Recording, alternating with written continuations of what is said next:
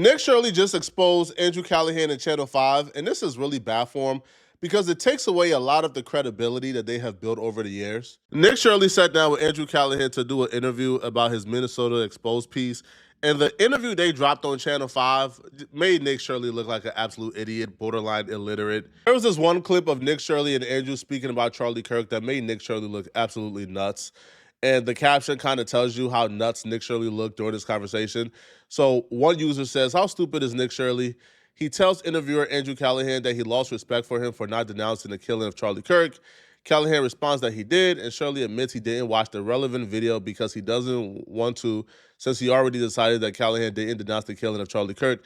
My head hurts from watching this moron, and the comment section weren't any nicer. We'll get back to the video shortly, but this video is sponsored by Kalshi. Kalshi is a prediction app where you could place predictions on anything, including weather, football games. If you're placing predictions on football games this playoff, then you need to know that Kalshi is the only app that allows you to place predictions on things outside of stats. You could place a prediction on whether or not the announcer will say what a catch during a game, or if a bird will fly by on the field. Kalshi gives you more options and more opportunities to win. Use Kalshi when predicting on football games this playoffs. Click the link in my description to download the app and use code FLACCO to get $10 when you sign up and place your first deposit. Ask me, how do you gain credibility and trust? Well, you say a fact for a fact. And the fact is that the first thing I think of when I think And the of fact Somalia is, what are is Somalians Captain known Phillips. for? Pirating. Well, that's in Somalia. There's no pirates in America. Who's stealing all the money in It's not Minnesota? the same as a pirate. That is piracy. So how do you gain more trust? Well, don't be afraid to say a fact or an opinion. Even when if you I know that I'm dumb. Yes. By not saying anything about the death of Charlie Kirk as well, I thought that was pretty messed up. In a way, he's somebody just like me and you who was making videos, putting it on the internet, and then people literally killed him. I thought that was kind of messed up of you to not publicly denounce what happened to Charlie Kirk. I did. I never saw anything on Instagram. What am I supposed to say? You never shared anything. I interviewed the guy who was debating him while it happened. And I mentioned a bunch of times that it was horrible and it represented like one of the worst pivots in American politics ever. And I didn't even watch the interview because I didn't want to watch that. Well, you should watch it. I don't want to. Why? It's historically relevant. It is historically relevant. I did lose respect for you when it felt like you went silent. I'm not a behavioral health professional here, but I do think there's something a little deeper going on outside of just a speech impediment. I do think Nick Shirley does have, developmental issues, but that's not really me to diagnose because I'm not a health professional. But when this clip hit the timeline, man, all the Nick Shirley detractors like, come on, bro. Come on, son. This the kid that's like the new Charlie Kirk? This guy? They were pretty brutal to this kid, man. One person says he can't even speak.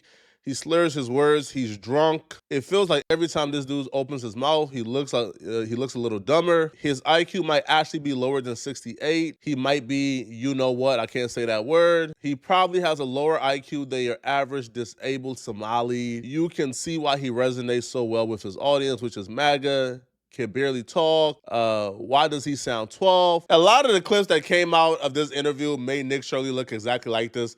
That was the response and reaction to those other clips as well. The problem a lot of people have with Nick Shirley, including myself, I believe Nick Shirley's premise is correct. Fraud is happening in Minnesota, and Somalians are committing a lot of those frauds. That is an undisputable fact. The premise is correct. But where Nick Shirley went wrong at is when you present your research and you say, I'm going to present to you guys the 10 or 12 businesses that I believe specifically are committing fraud, then we have to judge you not off your premise, which is Somalians are committing fraud in Minnesota. We now have to judge you on whether or not those specific businesses that you listed are committing fraud. But a lot of the specific businesses like ABC Learning Center that he said were committing fraud were not committing fraud, right? The state came after Nick Shirley left.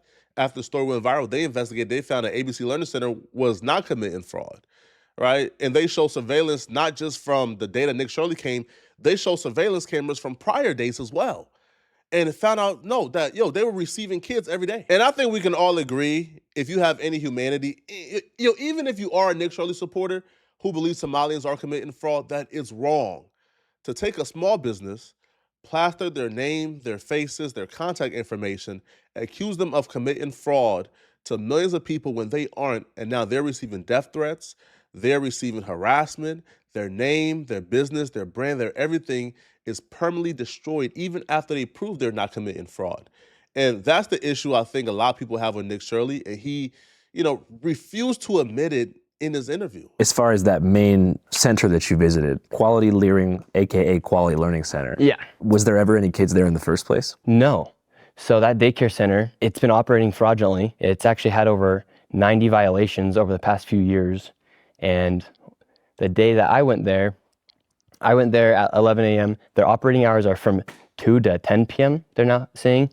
And that's actually not legal. So you said you went there at 11 o'clock in the morning? Yes, And their operating hours are between 2 and 10 p.m.? allegedly. But if that is true, would it have made sense that you didn't see any kids there? Yeah, it would have made sense if I didn't see children there. Either way, whether I was there when kids were supposed to be there or not. That's a pretty big deal, man. Like, showing up at non-operating hours is a pretty big deal, especially when your entire evidence during your video that proved that these small businesses, specifically the 10 to 12 businesses that you went to, your entire premise was they are committing fraud because they don't have kids during operating hours, while simultaneously admitting that you showed up before operating hours.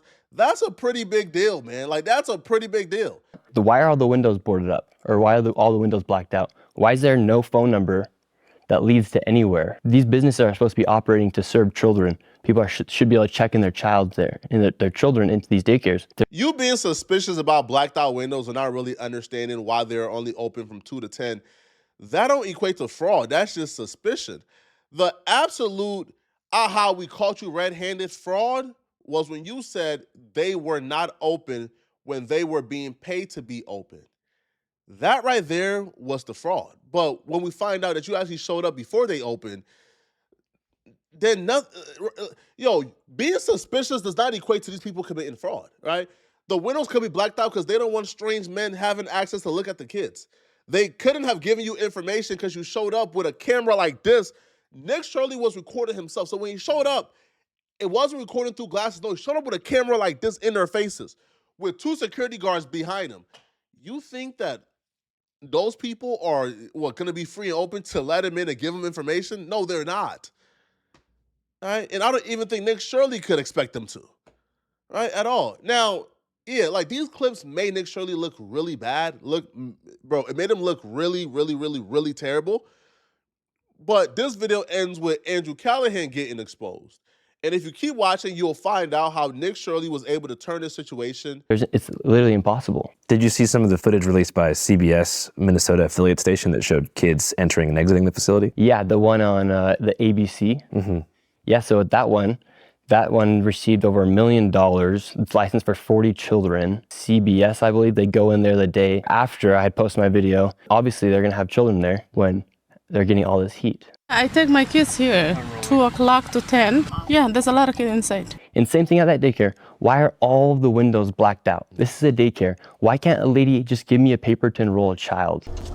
This door is locked. This facility is licensed for 40 children. Well, I guess maybe I'm just trying to think from all perspectives and help you clear up some misconceptions. Yeah. I mean, I figure if you're going with a camera and 3 or 4 dudes, some of whom are larger security looking guys, some had face gaiters on, maybe there's a fear that there's something weird going on, or it just seems unfamiliar and they feel like they don't want to let you in. Yeah, they might feel that fear, but if they're operating legally, why would they have anything to fear? And the neighbors around it said they have not seen a child there for 8 years. Ultimately, man, the research was just too sloppy for him to really explain away. Now, this new video, the transportation video, to me, that video is more ironclad than the daycare video. The daycare video just had too many holes, had too many things you could come at, right? That, Nick Shirley isn't really the best speaker or the smartest kid. So it was really hard for him to explain away all the mistakes he made.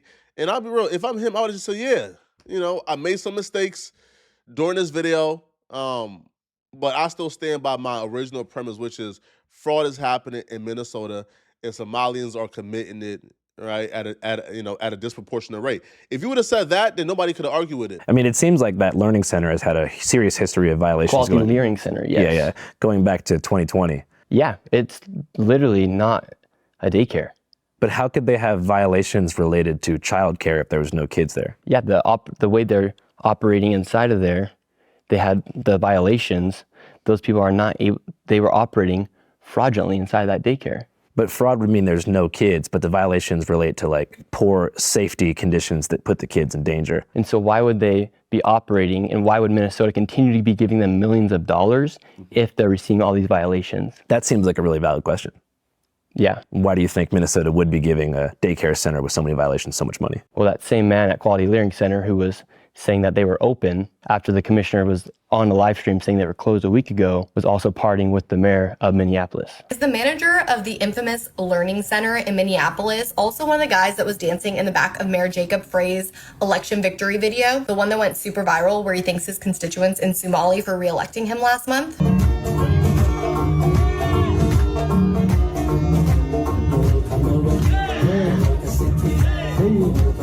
So you feel like there's kind of like some nonprofit industrial complex type of deal happening? For sure. And the agenda is just for people to leech off the government and get free stuff? 81% of the Somali population inside Minnesota is living off welfare. And 89% of the fraud being committed inside Minnesota is by the Somali population. So what do you think the solution to something like that is? Go freeze the funding. Each business can then prove if they are legit, and if they can't, cut the funding. And so far, no business has sent any information to the HHS showing that they're legit as of today. Even that response kind of shows that Nick Shirley don't really understand nothing about nothing. HHS works with the State Department, right? The State Department is who these daycares will answer to. And the State Department actually went out after Nick Shirley's video and they did their own investigation, right? They went to each of these businesses, asked them for their proof, asked them for whatever they need to determine whether or not this business is operating normally. And they found the businesses were operating normally, right? The ones that Nick Shirley included in his video, right? They went out, they did their investigation, and the investigators confirmed the centers were operating as expected, gathered evidence, and initiated further review, the department said in a statement on Friday, right? Children were present at all sites except for one. That site was not yet open for families for the day when inspectors arrived. Nick Shirley came across as incredibly uneducated, dumb, dishonest, to be honest, during his interview. And the reason why Nick Shirley is getting a lot of vitriol and hate is not even about whether or not Nick Shirley is targeting Somalians or whether or not he's proven fraud. The reason why people are extremely upset, like damn near like blood boiling anger towards Nick Shirley, is because this video in which he targeted 12 businesses, he lied on most of them. And, our president and our DOJ is using this Nick Shirley video as a reason to bring ICE into Minnesota. So this Nick Shirley video that had a lot of misinformation in it essentially led to the over-policing and the tripling down of ICE being in Minnesota, which ultimately led to Renee getting shot and killed. So that's the connection that people are making, and they're blaming Nick Shirley for all the chaos that's currently happening in Minnesota. Now, do I think that's 100% fair? I don't. But I do think Nick Shirley do have some responsibility in here due to the misinformation he provided. So when this interview dropped again, Nick Shirley looked terrible. So Nick Shirley decided he was going to respond back after the interview. Now, when Nick Shirley responded back, I kind of got on Nick Shirley's side of things in terms of him and Andrew Callaghan specifically, because now I can say, again, bro, I think Nick Shirley is a deplorable, dishonest human being. I think Nick Shirley is a terrible person.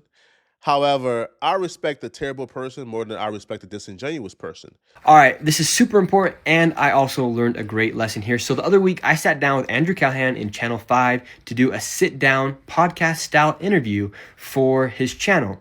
And when he goes and posts the video, I see he just posted an hour-long interview. I said, well, that's weird, because we actually spoke for around 2.5 hours. And then I go and watch the interview. I'm saying, well, what is this? This is not what happened. First off, recording a 2+ hour interview and then only posting less than half of it is problematic. But what's really problematic here is Andrew Callaghan had, again, no reservation. He had no problem with posting Nick Shirley opinions and Nick Shirley bad moments. And Nick Shirley gave a lot of opinions that he stood by. He wasn't afraid to say his opinions during this interview, and he stood by it. Andrew Callaghan also had opinions that he believed would be unpopular, and he was too afraid to showcase it, so he took it out. And to me, that's wrong, right? If you had no problem plastering this kid's opinions, his unpopular opinions or moments that made him look bad, but then you were too afraid to post opinions that you had during this interview that you thought you would get backlash for, so you removed it, to me, that's wrong and that's disingenuous. If you believe something, stand by it, right? don't hide your real opinions or your real feelings to pander to a particular side of people. To me, that's wrong and that's really messed up, regardless of how I feel about Nick Shirley. For instance, this clip right here. What American city is prospering right now? Austin. Austin. Name another one. El Paso, Texas. El Paso, Texas is prospering. Yeah. Nashville. Nashville's doing good. Phoenix is doing good. Basically, any place with low state tax is getting a lot of. In any place that's not Democrat. I don't know about that. I mean, Name a Democrat city that's prospering right now. well, it would have to be one that's affordable. Name one. Denver. Why are you smirking? It's not prospering. All right, so that's the clip Andrew posted, but this is the actual interaction of how it went. Denver. Why are you smirking? Because I don't know if it's prospering. It's not. See, you can't even answer the question. It's not prospering. Denver's not prospering either. I agree that Democrat-run states are doing badly. If you believe that Democrat-ran states are doing badly, then put that on record. Then say it. Then say it, right? But don't pander on camera to the left. Don't say, hey, man, the left states are being ran and they're prospering, but then off camera say, hey, bro, these Democrat-ran states is crazy. That's wrong. Yo, I don't care about maintaining relationships with these people, bro. It's wrong. It's not okay to do something like that. If you believe something, make it public. Don't pander on camera because your audience are leftists and your audience is far left. So you have to pander to them because you understand if you even present a moderate opinion, like you're done, right? They're going to stop supporting you. They're going to stop buying memberships, going to stop buying Patreon. That's wrong, bro. If you're in journalism, your goal is to give opinions that you believe in. But it gets worse, though. It gets worse. Andrew 100% agrees with everything Nick Shirley has to say in terms of fraud in Somalia, right? Nick Shirley convinces him. He removes him agreeing with Nick Shirley because he don't want to piss off his audience. Kind of weird that Andrew didn't put that in, right? Maybe his base or something would not be happy with that response because he obviously got caught lying. And anyways, let's move over to the next topic when we're talking about Somalians being known for pirating, as 89% of the fraud that has been charged inside of Minnesota is by Somalians. This is the interaction that Andrew posted. Somali community, or do you see it as both? 89% of the fraud is being committed by Somalians. Where exactly is that statistic from? You can pull it up on the screen. You'll find it. I just want to know where it's from. You want me to find it right now? For sure, just so I can, I don't know, I believe you. I just want to make sure we have the exact. Here, right here. Yeah, and it's not racist to say it. Probably. And when I go. This is what happens when I show him the fact that 89% of the people who have been charged for fraud in Minnesota are Somalians. This is what Andrew had to say. But remember, he conveniently left this out of the interview. 89% of those charged in connection with major. Wow. Identified as Somali Americans. Well, looks like we do. I'm interested to see what you put in this interview because Looks like there's a problem with fraud.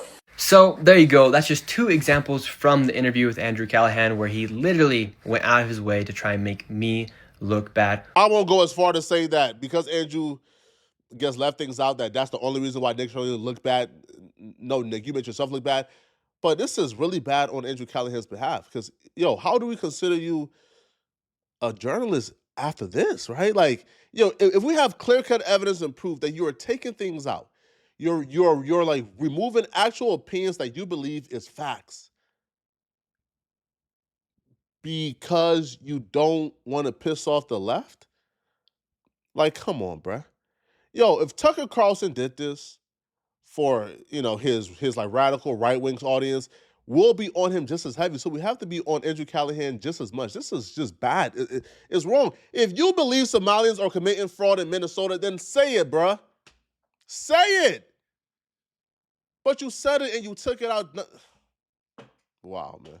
Y'all let me know in the comment section, what do you guys think about this, bruh? Do y'all believe that Andrew Callaghan did bad? Let me know in the comment section, okay? And if you're still watching this video and you want to watch another good video, then click on this video here somewhere on my screen to find out how WAC 100 has receipts and proof that he's dropping and he plans on destroying and ruining this podcaster's life this week. Click on this video right here to find out who the podcaster is that Whack 100 plans on ruining his life. And if you enjoy these videos, liking and subscribing helps, but also sending the hype to this video is how you push it in the algorithm. So if you can support it, if you can afford it, please send a hype to this video. I'm gonna see you guys in this video somewhere on my screen. Out of here, folks. Peace.